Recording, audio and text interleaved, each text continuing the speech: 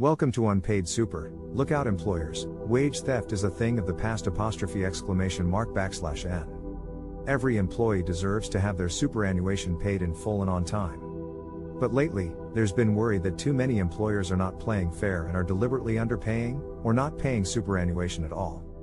That's why the Assistant Treasurer Stephen Jones has declared this issue should be treated in the same way as wage theft. /N. The Australian Tax Office currently requires employers to pay super quarterly, but this could change with a push to make employers pay super with each pay cycle, like monthly or fortnightly. Last week, the government responded to a Senate inquiry on underpayment, agreeing with the primary recommendation that wage theft should be criminalized, and the new offense should include failing to pay superannuation. /N. Industry super estimates that in 2018-19, employees lost around $5 billion in unpaid super, with a quarter of employees losing an average of $1.700 a year.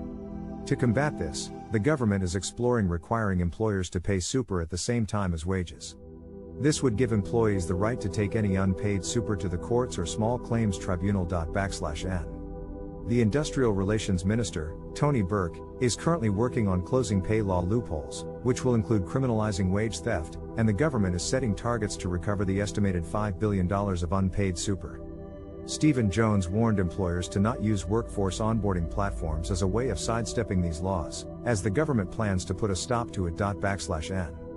The government has also announced their plan to raise $2 billion a year in revenue by taxing super balances above $3 million at 30%, starting from 2025.